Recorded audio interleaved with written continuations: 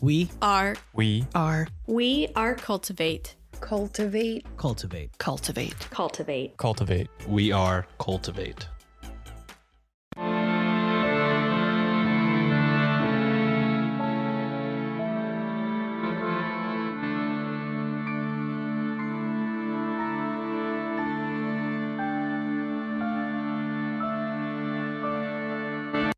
Hello and welcome to Ye Olde Crime, where we discuss the funny, strange, and obscure crimes of yesteryear.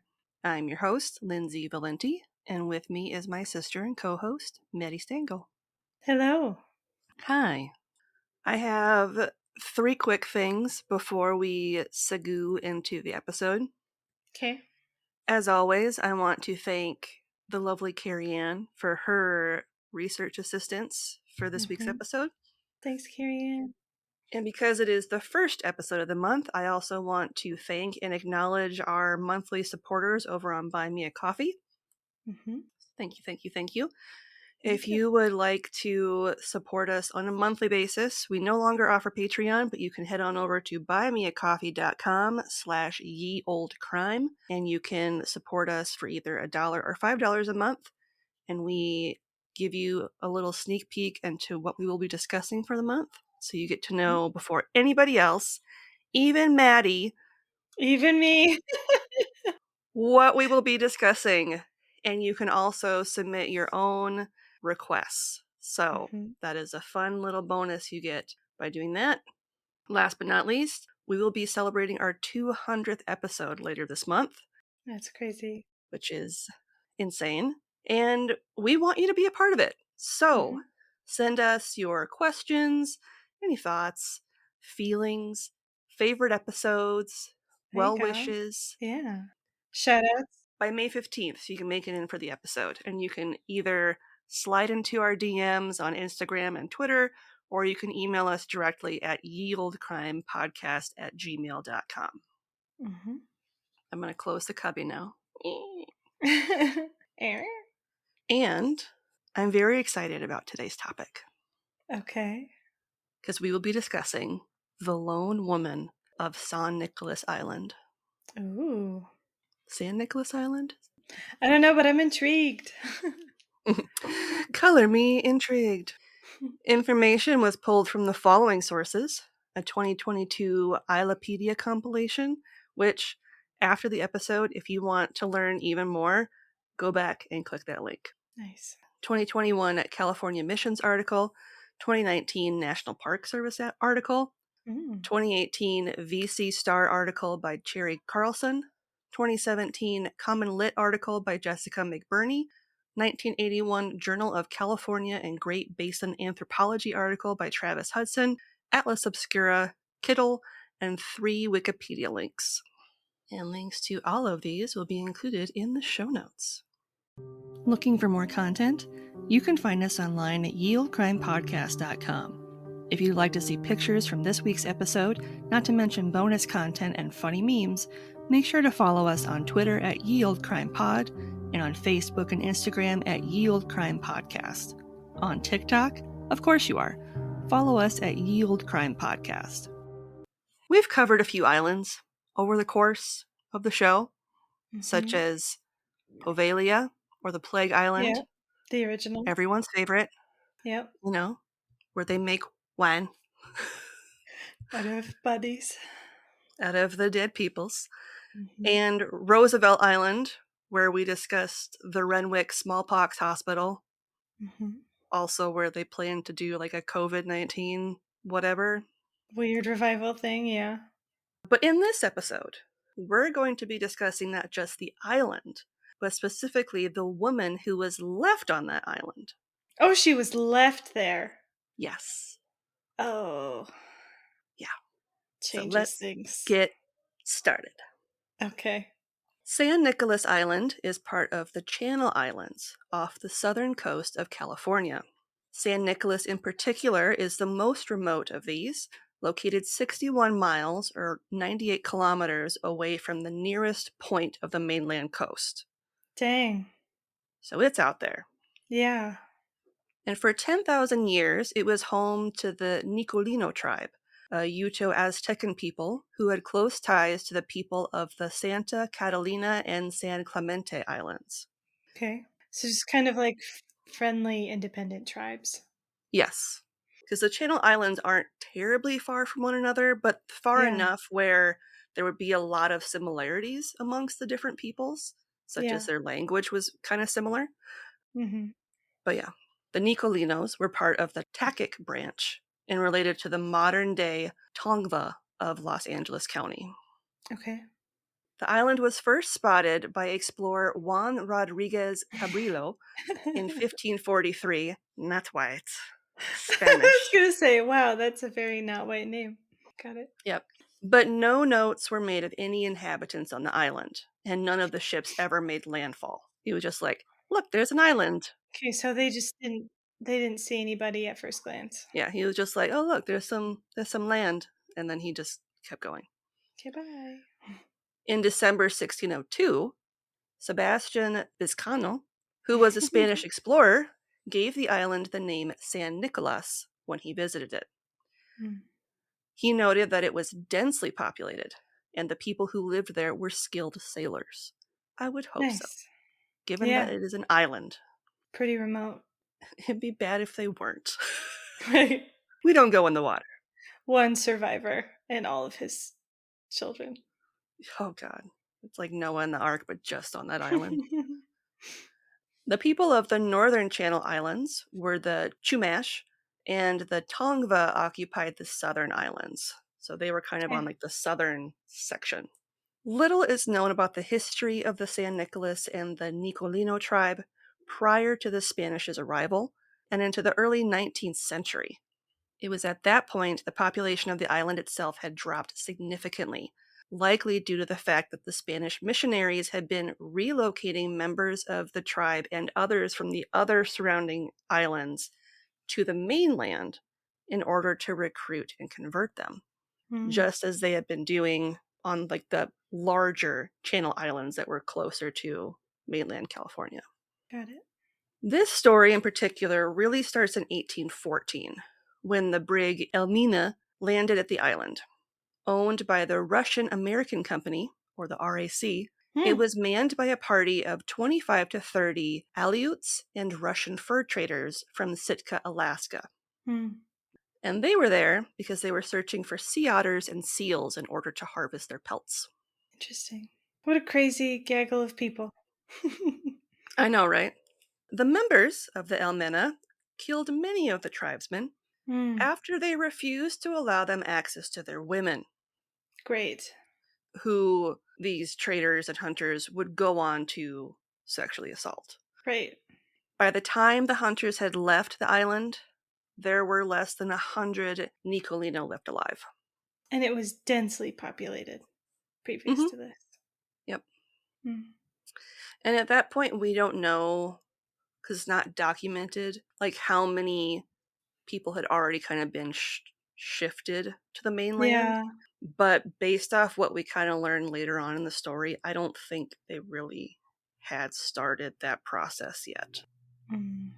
Because by the time the 1830s rolled around, only around 20 members of the Nicolino tribe were still alive on the island, although some sources list their number as low as 7, consisting of 6 women and an elderly man named Black Hawk, who had suffered a head injury during the Elmina massacre. And once the missionaries learned about the island's survivors, the Santa Barbara mission sponsored a rescue. In July of 1835, Captain Charles Hubbard and his crew boarded the schooner Peores Nada, which is Spanish for better than nothing. That's really funny. And they headed out to the Channel Islands to bring the remaining Nicolinos to the mainland. Yeah, I don't know if I would confidently step foot in better than nothing. Yeah. Like, when I first learned that's what it was called, I was like, "Hoo boy, like this." That's a choice. Yeah. And when you hear what happens to the ship later, you're going to be like, yeah. Foreshadowing. So a storm was rolling in as the tribe boarded the schooner.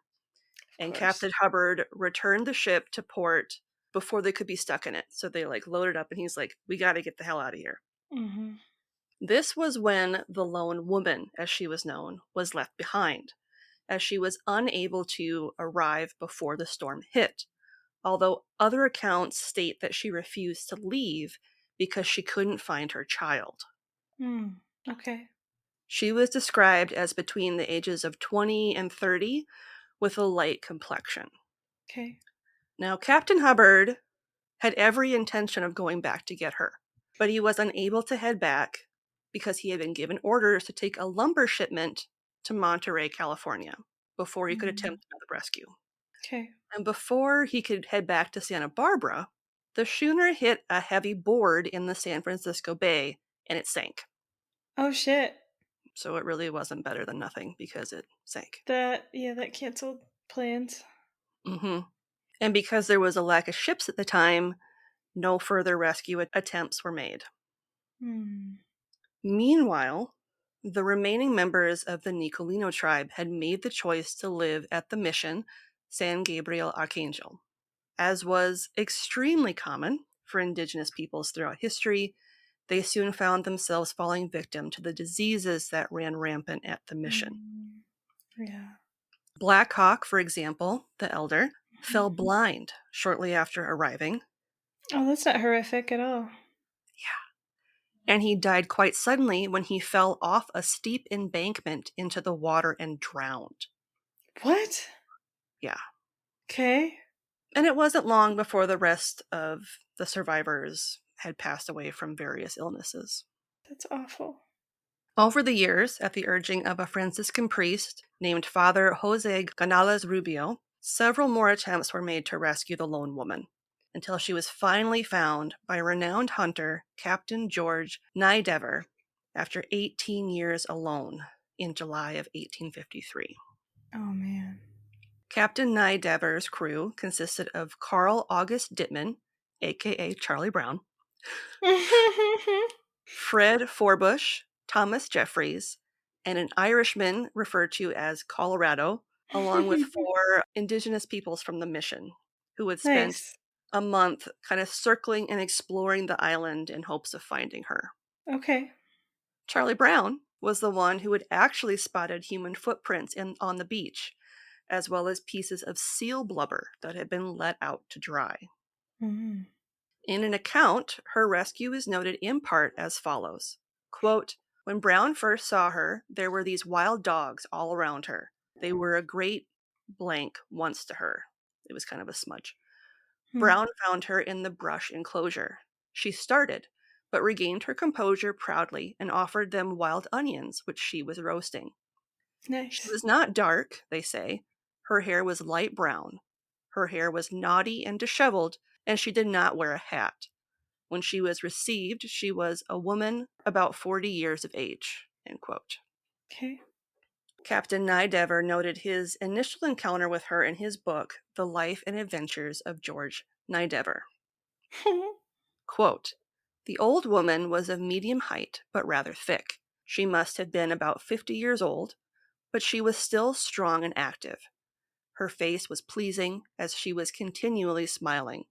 Her teeth were entire, but worn to the gums, the effect, no doubt, of eating the dried seal blubber. Her head, which had evidently been for years without any protection, was covered with thick, matted hair that was once black, no doubt, but now it had become of a dull brown color. Her clothing consisted of but a single garment of the skins of the shag, or a cormorant, made in the form of a gown. It fitted close at the neck, had no sleeves, was girded at the waist with a sinew cord, and reached nearly to the feet. She had another dress of the same material and make in one of the baskets. These were sewed with sinews, the needles used being of bone. This place was undoubtedly where she usually lived, but in the rainy season she lived in a cave nearby. End quote. I love that she was super fashionable and like cinched her waist still. I know, right? Still designing it at the time. So you're probably like, how did she survive? Right. She had been living in a round brush enclosure that was built about 6 feet or 1.8 meters in diameter, and about 5 feet or 1.5 meters tall. And it had a narrow opening on one side. Okay. She used a fire inside her home to cook her meals, and Captain Nidever noted several similar structures in various states of ruin around the island, with some of the brush walls being supported by whale ribs. Okay. So these are the different places she moved. Or they could have been the remnants of the people who Yeah. had been there before. She protected her food by hanging seal meat from a series of long poles measuring 4 to 8 feet tall, or 1.2 to 2.4 meters. Others would be hung from ropes that had been stretched between the poles, kind of like a clothesline. Mm-hmm. Like other indigenous people in California, the Nicolino were skilled basket weavers, and Captain Nidever noted that the lone woman made 4 different shapes of baskets. At the time that he had found her, she had been wearing a dress fashioned from cormorant skins, which is a type of aquatic bird, that was decorated with feathers. She also had several possessions that were crafted from sinew and bone. By the time the lone woman had arrived in California with Captain Nidever in August of 1853, the rest of her tribe had already died. Mm. And none of the local indigenous tribes were able to translate her language. Oh, no. She was around 50 at this time, in good health, and very happy and pleasant, according to all the crew and everyone who ever met her. Yeah. Captain Nidever and his wife, Sinforosa Sanchez Nidever, who was Spanish, and she did not speak any English, Nice. decided to take her in, even though she couldn't communicate directly with them. Right. The mission sent various indigenous peoples from other tribes around the area to go speak to her to see if they could find somebody who could sort of communicate with her. Yeah. Including people from the other islands within the Channel Island chain, but she was unable to understand any of them. Darn. She was able to use sign language to tell part of how she survived, that her child was killed and torn to shreds by wild dogs, which is great. Oh, jeez. And the complete opposite of that, she entertained people by dancing and singing. Ah, okay. She really liked to dance and sing, so she was very spry. Okay. Sad. News of the lone woman's discovery and rescue spread like wildfire, and papers often referred to her as a feminine Robinson Crusoe or the California Wild Woman. Interesting.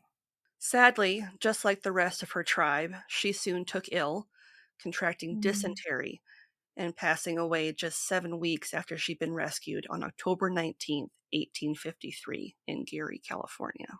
It's really sad. In an account about her, her illness was noted as follows, quote, "Living in house, food, excitement, and disappointment began to tell on her, gradually faded away. At last, Mrs. Nidever got her seal meat and took it to her. She patted Mrs. Nidever's hand, could not eat it. One day she fell from her chair, sank into unconsciousness. Nidever sent for priest," end quote. Prior to her death, she was christened Juana Maria. Her true name has never been known. They'll never know.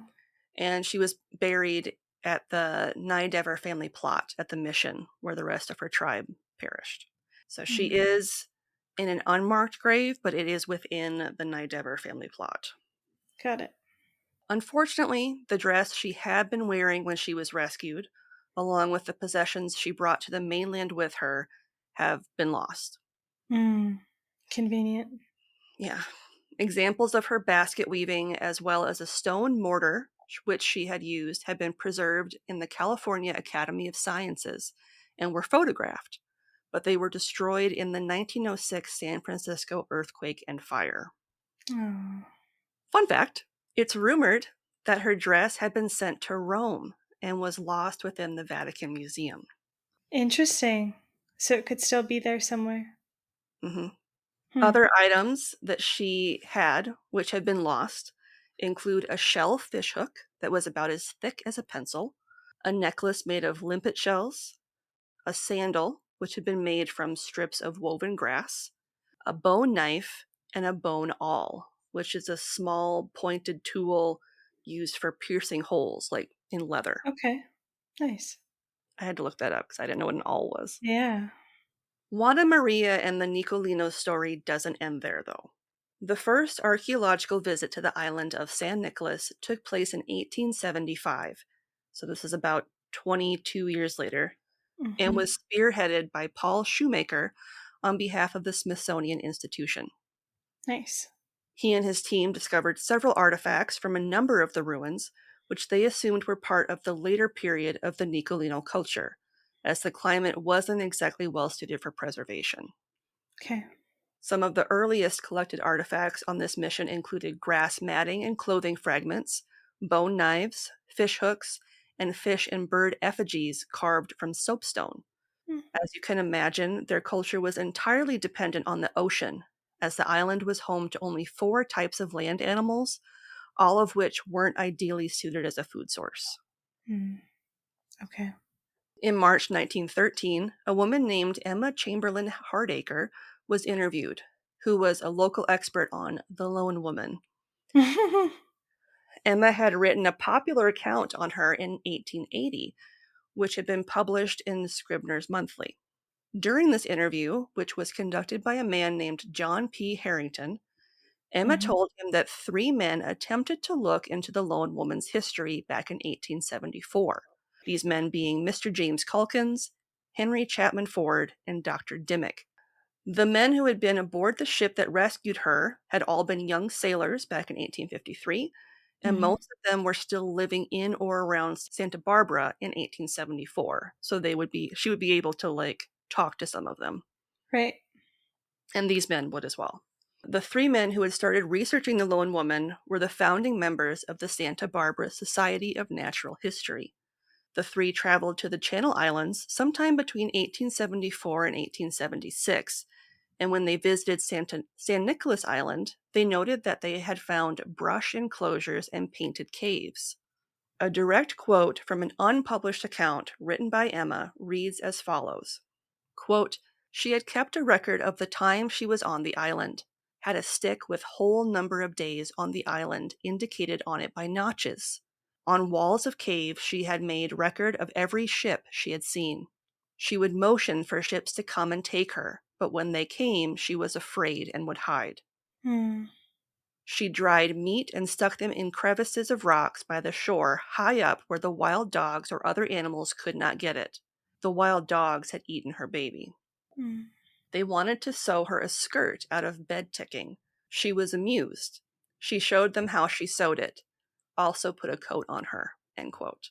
So that last part, it's from her rescue. So the crew were like, we should make her something other than this dress that looks like she's been wearing forever. Right. So they had taken apart some of their own trousers, and they were going to try and sew her a dress Cute. out of pants they'd taken apart, and she just Right. thought that was hilarious. So she was like, I'll do it. So she took it and started making her own dress. That's so funny. In 1939, Arthur Woodward documented the remnants of a whalebone structure on San Nicolas Island that he believed had been used by the lone woman during her time when she was stranded.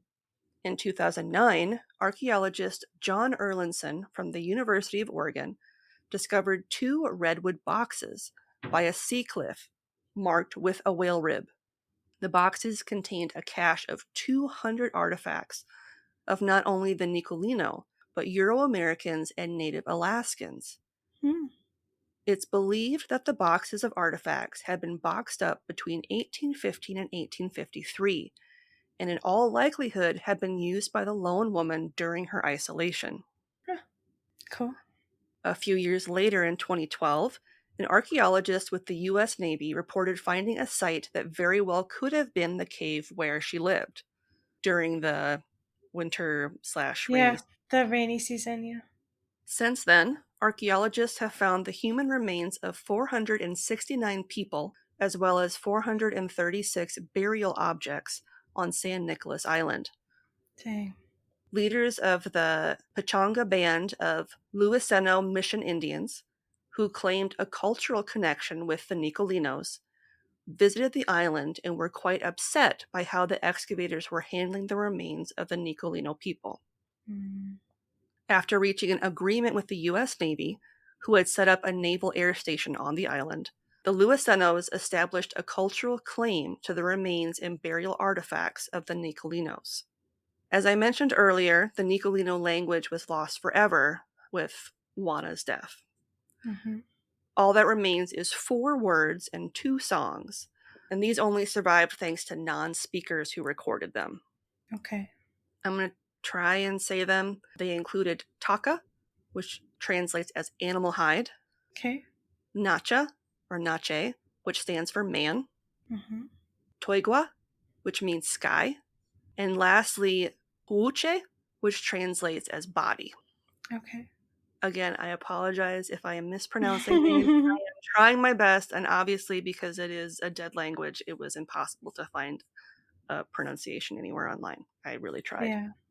I will not attempt to read the words of one of the songs that she sang, but I will tell you that it was sung to a very old Cruzeño Chumash Indian from Santa Ynez, and he was able to translate the song roughly as, quote, "I leave contented because I see the day when I want to get out of this island," end quote. Oh no. That's a bittersweet song. Yeah. In 1907, using the little that they were able to collect from her, a man named Alfred L. Kroeber, who was an American cultural anthropologist, identified the words as part of a Shoshonean language, which was part of the northern Uto-Aztecan languages. He's the one that associated it with the Takic branch, which included the Tongva, which was a language spoken on the nearby Santa Catalina Island, as well as by the Luiseno. Mm. It wasn't until almost 100 years later, in 2000, that another linguist named Pamela Monroe, who specializes in Native American languages, challenged Kroeber's claim, arguing that the Nicolino were in fact part of the Kupan, which is a subgroup of the Takic languages, yet very different from the Tongva dialect. Hmm. She theorized that the Nicolino's language was more similar to both the Luiseno-Waneno and the Cupeno-Cahuilla branches, and could possibly even be part of a third completely distinct branch. That's crazy. And if the lone woman's story sounds even remotely familiar to you, there may be a reason for that. Mm. She was the inspiration for Karana, the 12-year-old heroine of Scott Odell's 1960 classic Island of the Blue Dolphins. That's really cute. In this beloved children's novel, Native Alaskan hunters come to the island to hunt the otter, and just as in real life, they clash with the Nicolinos, killing most of them. Staying true to history, in 1835, it was arranged that the remaining tribe members would be moved to mainland California for their own protection, if and when the hunters returned. During the evacuation of the island, a young woman is left behind when a storm forces the ship to depart. In the book, some members of the crew say that Karana wasn't left behind, but jumped overboard when she realized that her younger brother hadn't managed to get on the ship. As Odell notes, she survived for 18 years alone, if we refer to the original edition, by eating roots, seal meat, and shellfish. Interesting. That was one of my favorite books growing up. Mm. Today, San Nicolas Island is home to the Naval Air Station Point Mugu, and the inhabitants of the island are primarily Navy personnel. According to a 2018 article in the VC Star, it's believed by historians that during the 18 years that the lone woman was on San Nicolas, around a dozen or so ships had landed either on the island or anchored nearby. In fact, it was noted that in 1846, a sailor had even lived on the island for 2 months to guard cargo that had been dropped off on San Nicolas to avoid paying tariffs. Mm. It's unclear if she ever interacted with him or if she hid that entire time. Yeah, she might have hid the entire time. Mm-hmm. In some of the accounts that the historians have combed through and are piecing together, it's noted that her son died in a shark attack, and was not, in fact, killed and eaten by wild dogs. It's hard to know what is fact and what is fiction, given that she had no way of properly communicating that information. Mm-hmm. Either way, her son died. Died horrifically.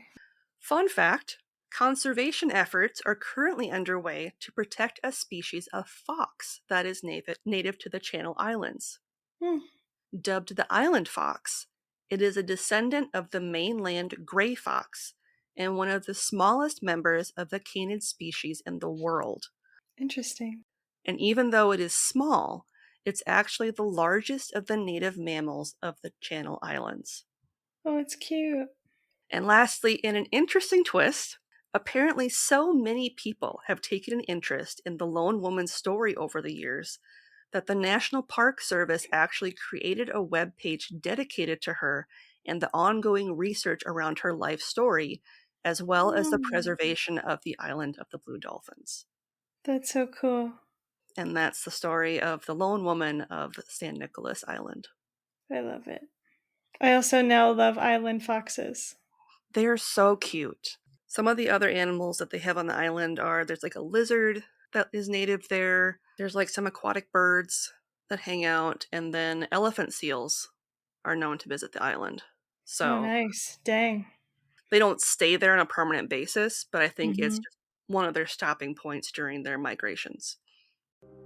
If you want a playlist of all our episodes on YouTube, click the link in our show notes or in our link tree and subscribe today for not only a list of our full catalog, but a separate list as well, just of our Can You Crack the Cramp Word segments.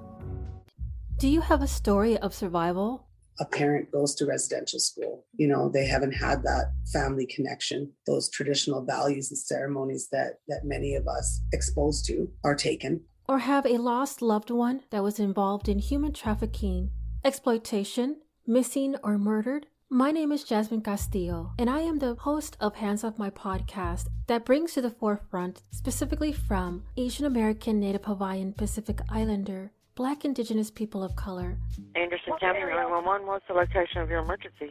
Ma'am, what's going on out there? You're saying a baby's missing and nobody... As well as nonprofit organizations. When I was a private investigator 5 years ago, we picked up a case that was Shanice Harris' case. That help and advocate families of lost loved ones with their closure. From sometime from his shift at work to that next day, he was either robbed or apprehended at some point with someone coming into the restaurant. And opening a cold case. So that, to me, was his way out. And it negatively impacted Armani's investigation. Please join me on Thursdays on any podcast platform wherever you listen to your podcasts. We are voiceless no more.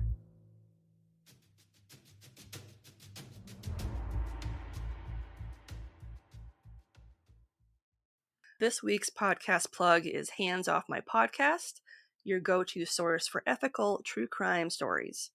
Host Jasmine Castillo is committed to helping families find their lost loved ones by bringing awareness to the harsh realities of murder, missing persons, exploitation, human trafficking, and suicide.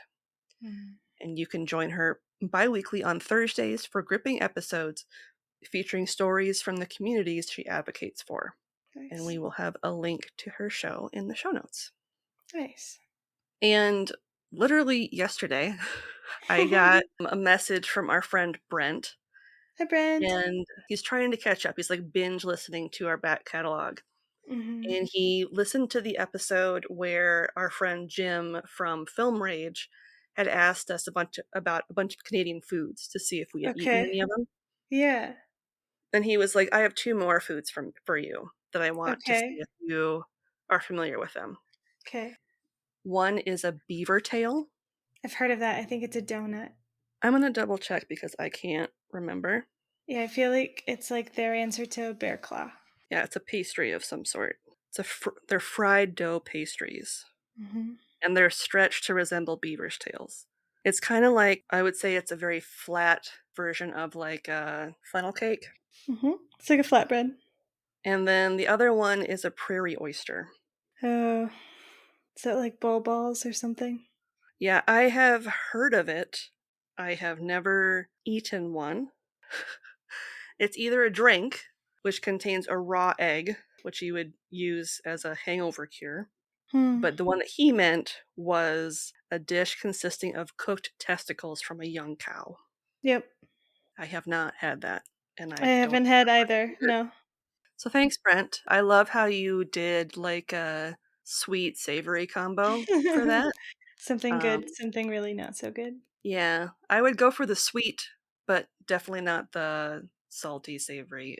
And as a reminder, if you would like to send in questions for us to answer on the show, you can either email us at yeoldecrimepodcast@gmail.com, or we do have a link to our submissions form in our show notes. And on that note, what is something good you'd like to share? Our move is almost complete. Woo! I'm wiping down the floors and the walls tomorrow, and then we're done. What about you? I'm trying to be more productive. Mm-hmm. To like shake myself out of my depressive funk. Mm-hmm. And in the words of my therapist, try to focus on things that you can do that are not related to your job search, which is still not going well, Mm-hmm. or to the demands you have on your time, like Girl Scouts and doing stuff around the house and all of that. So I decided to assemble a light fixture. Ooh. I purchased it from IKEA. Okay. Back whenever we bought my youngest bunk bed. So June of last year. Oh man, yeah, okay. So almost a year. It's been sitting in a box, a tiny little box in my office for that long. I finally on Friday was like, I'm gonna assemble this thing and I'm gonna hook it up. Hell yeah. It's like a fabric and it kind of looks like an upside down bundt cake. Oh, nice. And part of the reason I got it is because I thought it would brighten up the space. You may notice that it's much brighter in my office. It is much brighter. Thomas helped me, so I was able to go to the circuit breaker and turn off the right, thing so I don't electrocute myself. And I took down the old fixture and he showed me how to hook up the electrical to adhere it to the ceiling. Unfortunately, the mounts were off by a little bit on like the fixture itself. No. So we had to unscrew it and then he had to drill a hole to make it line up. That's not frustrating at all. But it is up and I did it and I am very proud of myself for doing that and also learning how to safely uninstall and reinstall a new light fixture. It's super good. So yeah, so if I want to replace more light fixtures throughout the home, which is an ongoing project that I would love to do, I now know how to do it. That's awesome. All right, shall we? We shall. A great way to support the show, if you can't do so financially but still want to help us out, is to leave us a 5-star rating and review on Apple Podcasts, Podchaser, Good Pods, CastBox, Podcast Addict, and or Audible. Got something you want to say? Shoot us an email over at yeoldecrimepodcast@gmail.com. We'd love to hear your story ideas, see any gifts you send our way, or if you just want to say hello. We're pretty friendly. Speaking of friendly, if you'd like to have real-time conversations with us, consider joining our Discord over at the Cultivate Network. You can chat with us over at the Old Crimers Cubby, or catch up with any of the other great creators that are part of the Cultivate family of podcasts. Just click the link in our show notes or over on our link tree to get started today. I don't know when the TeePublic sales are going to be this month. To be continued. I'm sure I will have a list in the next episode, but keep your eyes peeled on social. And on that note, as always, I'm Lindsay. And I'm Madison. And we'll see you next time with another tale as old as crime.